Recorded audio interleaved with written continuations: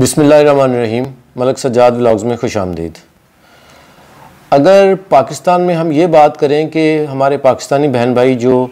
Visit visa apply करना चाहते हों, चाहे यूरोप का, यूएसए का, कनाडा का या किसी भी दुनिया के मुल्क का, तो उनको सबसे ज़्यादा प्रॉब्लम जो है वो किस चीज़ में आती है। वो क्या ऐसा मसला है जिसकी वजह से आधे या 70 या 80% लोग, मैं कहूँगा 85% लोग जो हैं वो परेशान रहते हैं कि वो ये वीज़ा कैसे अप्लाई करेंगे, वो कौन सी चीज़ें हैं। यकीनन इसमें सब लोगों को पता होगा कि मेरी बात का इशारा किस तरफ है। यानी हमारे यहाँ जो वीज़ा अप्लाई करने वाले पाकिस्तानी हैं, जो 85% हैं, वो बेचारे वीज़ा अप्लाई करने के लिए जिस चीज़ से परेशान रहते हैं वो कागज़ात हैं कि हमारे यहाँ जो एम्बेसी की रिक्वायरमेंट हैं, जो एक्चुअल कागज़ात हैं, जो डॉक्यूमेंट्स हैं, वो हमारे पास नहीं होते। तो जब हमारे लोगों के पास कागज़ात ही नहीं होते तो वो बेचारे इस बात पे परेशान होते हैं कि जी हमारे पास तो कागज़ ही पूरे नहीं हैं एम्बेसी के, तो हम वीज़ा कैसे अप्लाई करें। और इस चीज़ का फ़ायदा हमेशा एजेंट उठाता है, जो कि आपको कहता है कि जी किसी किस्म का कोई मसला ही नहीं है, मैं आपके सारे डॉक्यूमेंट्स तैयार करूँगा और आप मुझे इतने लाख रुपया पे कर दें, आपने सिर्फ़ और सिर्फ आईडी कार्ड और पासपोर्ट की कापी देनी है या ज़्यादा से ज़्यादा तस्वीरें और एफआरसी देनी है, और बाकी आपको कुछ भी देने की ज़रूरत नहीं है। जब एजेंट हमें ये बात कहता है तो हम बहुत खुश होते हैं कि यार इसने तो हमारा सारा मसला ही आसान कर दिया, क्योंकि हमारे पास तो कागज़ है ही नहीं है और अब ये हमारे कागज़ भी तैयार करेगा। और इस काम के लिए 2 लाख 3 लाख 4 लाख लेना कोई बड़ी बात नहीं है, और आराम और आसानी के साथ एजेंट जो है वो लोगों को अपने झांसे में ले लेते हैं और आपके कागजात तैयार कराने के बहाने आपसे काफ़ी पैसे ले लेते हैं। वो 85% पाकिस्तानी जो मेरी नज़र में जो इस बात से परेशान होते हैं कि जी हम वीज़ा कैसे अप्लाई करें, हमारे पास तो कागजात ही नहीं है, मेरी वीडियो आज उनके लिए है। आप अगर दुनिया के किसी भी मुल्क का वीज़ा अप्लाई करना चाहते हों तो आप बग़ैर कागजात के वो कैसे अप्लाई कर सकते हैं, ये कैसे मुमकिन है। ये वो चीज़ है जिसके ऊपर मैं आज आपको बताऊंगा, क्योंकि इसी बेस पे हम लाखों रुपए का अपने साथ फ्रॉड करवाते हैं। बात यह है कि जो पूरी दुनिया की एम्बेसीज़ हैं वो यकीनन डॉक्यूमेंट्स मांगती हैं, ये डॉक्यूमेंट्स भी लाएं, वो डॉक्यूमेंट्स भी लाएं, ये भी लाएं, वो भी लाएं, लेकिन उनकी कोई ऐसी रिस्ट्रिक्शंस नहीं होती कि जी ये डॉक्यूमेंट्स जो है कौन देगा, कैसे देगा, कहाँ से देगा। और यही मैं दोबारा बताता हूँ, चूँकि हमारे लोगों को इन्फॉर्मेशन नहीं होती और इन्फॉर्मेशन ना होने की वजह से वो बेचारे मार खा जाते हैं। तो मैं आपको बताता हूँ कि 3 तरीके ऐसे हैं जिसकी बेस के ऊपर आप वीज़ा अप्लाई कर सकते हैं। और अगर आपके अपने कागजात नहीं हैं तो उन कागजात के ना होने के बावजूद आप वीज़ा अप्लाई कर सकते हैं। यानी ये उन लोगों के लिए खुशखबरी है जिनके पास कोई कागज़ नहीं है और वो एजेंटों को लाखों रुपया दे रहे हैं कागजात बनाने के लिए कि जी हमारे पास तो कागज़ नहीं है, बस आईडी कार्ड है, पासपोर्ट और एफआरसी, आप हमारा वीज़ा लगवा दें। ये उन लोगों के लिए खुशखबरी है कि एजेंटों को लाखों रुपये देने की ज़रूरत नहीं है। 3 तरीके ऐसे हैं जिनके ज़रिए आप बग़ैर कागजात के वीज़ा अप्लाई कर सकते हैं, वो चाहे यूएसए हो, यूके हो, कनाडा हो या यूरोप का कोई भी मुल्क हो। क्योंकि ये मैं जो बात कर रहा हूँ ये अपनी तरफ से नहीं कह रहा, ये एम्बेसी की तरफ से मैं आपको बता रहा हूँ। एम्बेसीज ये कहती हैं कि जिसके पास डॉक्यूमेंट्स नहीं है वो कैसे अप्लाई करेगा। 3 तरीके हैं। सबसे पहले तो तरीका जो सबसे आसान तरीका है वो ये है कि अगर आपके पास कोई भी कागज़ नहीं है, सिर्फ आईडी कार्ड है, पासपोर्ट है, एफआरसी है, ये ज़रूरी कागजात हैं, बे फॉर्म है, ये है, और बाकी मेन जो डॉक्यूमेंट्स होता है वो यकीनन हमारा प्रूफ ऑफ इनकम होता है कि जी हम सोर्स ऑफ इनकम नहीं दे पाते।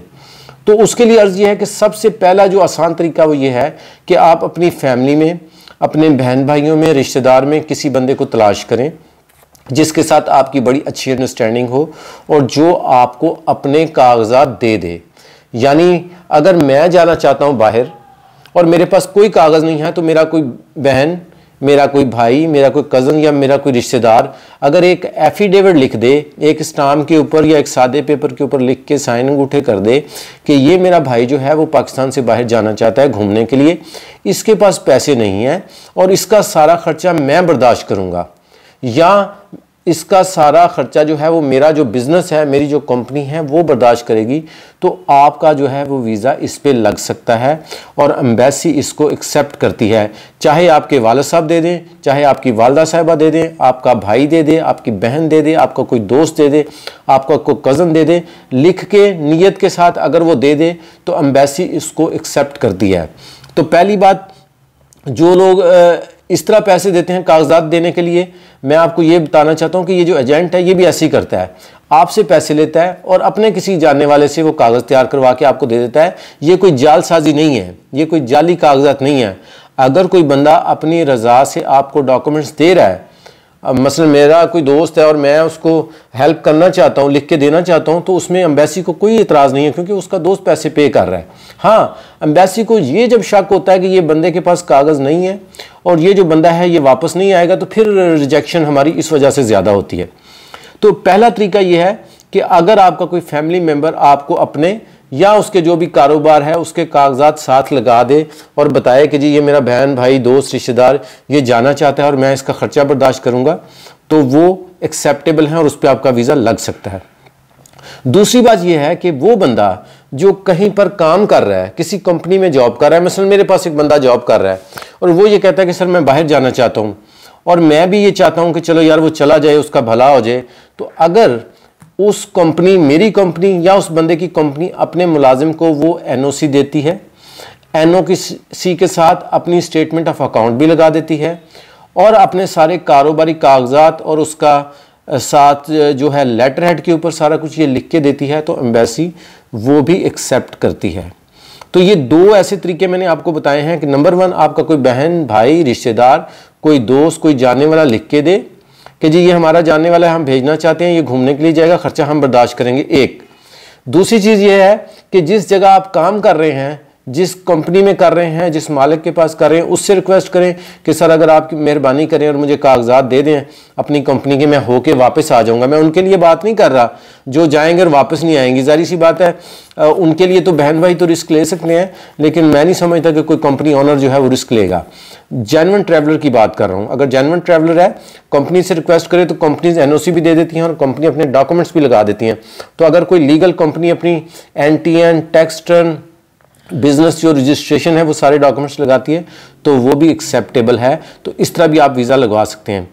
तीसरा और आखिरी तरीका जो है, जो कि मेरे पास एक और है, वो क्या है? वो ये है कि आप हमारे साथ या किसी भी कंपनी के ग्रुप को आप ज्वाइन करें। जब आप ग्रुप में वीज़ा लगवाते हैं तो ग्रुप में 2 ऑप्शंस होती हैं। एक ही ऑप्शन होती है कि सारे डॉक्यूमेंट्स जो हैं वो उस बंदे के लगते हैं और ग्रुप का वीज़ा अप्लाई होता है, और एक ये तरीक़ेकार होता है कि जो ग्रुप लेके जा रहा है वो उनमें से उन लोगों के कागजात जिनके कागजात नहीं होते उनके अपनी रजिस्टर्ड कंपनी के कागजात लगाता है कि जी मैं टूर के लिए लेके जा रहा हूँ और ये बंदे मेरे साथ जा रहे हैं, मैं एफिडेविट दे रहा हूँ, ये जाएंगे और ये वापस आएंगे। तो इसके ऊपर भी वीज़े जो हैं वो लग जाते हैं और हमारा प्रीवियस एक्सपीरियंस यूरोप के लिए ऐसा है। मैंने इससे पहले इसलिए नहीं बताया, सच्ची बात यह है कि मुझसे लोग पूछते भी थे, मैं इनकार कर देता था, लेकिन मैं आपको सच्ची बात बताऊँ, ये रियलिटी है कि ये एक्सेप्टेबल है, एम्बेसी इसको एक्सेप्ट करती है। फ़र्क सिर्फ इतना है कि जो बंदा अपने डॉक्यूमेंट्स लगाता है, मैंने अगर डॉक्यूमेंट्स लगाए हैं तो मैं फिर कंपनी को आंसरेबल हूँ, एम्बेसी को आंसरेबल हूँ कि भाई ये आप बंदे लेके गए थे, ये बंदे किधर गए। क्योंकि हमारे यहाँ 99% लोग जो हैं, अगर मैं गलत नहीं हूँ तो नौजवानों में से उनका यही होता है कि हम अपने अच्छे फ्यूचर के लिए बाहर जाना चाहते तो हम वापस नहीं आएंगे। तो इसलिए हम ये अफोर्ड नहीं करते कि हम ऐसे लोगों के वीज़े अपनी कंपनी के ऊपर लगवाएं जो कि वापस ना आए, क्योंकि अगर कोई मुझे पैसे ज़्यादा भी दे देगा तो वो तो मैं वन टाइम ही कर सकता हूँ, बार बार तो नहीं कर सकता। लेकिन मैं बात कर रहा हूँ उन लोगों की जो जेन्युइन ट्रैवलर हैं, जो घूमने के लिए जाना चाहते हैं, जो किसी को देखने के लिए जाना चाहते हैं, किसी को मिलने के लिए जाना चाहते हैं, लेकिन उनके पास कागजात नहीं है। तो अगर आपके पास कागजात नहीं है तो आपको एजेंट को लाखों रुपया देने की ज़रूरत नहीं है। आपको जो मैंने 3 तरीके बताए हैं, इन तीनों तरीकों पे अगर आप अमल करेंगे तो इंशाअल्लाह ताला अल्लाह ने चाहा तो आपको ज़रूर वीज़ा मिलेगा। इस सिलसिले में अगर मज़ीद रहनुमाई की आपको ज़रूरत हो तो हमारा जो व्हाट्सएप नंबर है उसमें मैंने थोड़ी एक और चेंजिंग कर दी है कि व्हाट्सएप नंबर जो है स्क्रीन पे आ रहा है आपके सामने, उसमें चेंजिंग ये की है कि आप जब आप मैसेज करते हैं हाय का या सलाम का, तो उर्दू में आपको एड्रेस पहुंच जाता है कि हमारे ऑफिस का एड्रेस ये है। तो आप मज़ीद रहनुमाई चाहिए तो किसी भी वक्त आप 11 से 5 बजे तक ऑफिस आ जाएं, मैं फ्री ऑफ कॉस्ट मज़ीद रहनुमाई भी दे दूंगा। क्योंकि उसकी वजह यह है कि पहले इंग्लिश में हम मैसेज करते थे, तो हमारे यहाँ ज़रा तालीम की रेशो ऐसी है, तो वो मैसेज के बाद भी लोग पूछ रहे होते थे जी आपका ऑफिस किस एड्रेस में है। तो अब मैंने उसको इंग्लिश में और उर्दू दोनों में कन्वर्ट कर दिया, ताकि वो बहन भाई जो इंग्लिश नहीं समझ सकते उनको भी पता चले कि हमारा ऑफिस कहाँ पे है और क्या टाइमिंग है। तो इस सिलसिले में आप मज़ीद अगर कोई डॉक्यूमेंटेशन के हवाले से आपने रहनुमाई लेनी है तो आप मेरे पास आ सकते हैं। मैं इंशाअल्लाह ताला आपको पूरी जायज़ तरीके से जो भी हेल्प होगी वो करूँगा। बहुत शुक्रिया, दुआओं में याद रखिए। अल्लाह हाफ़िज़।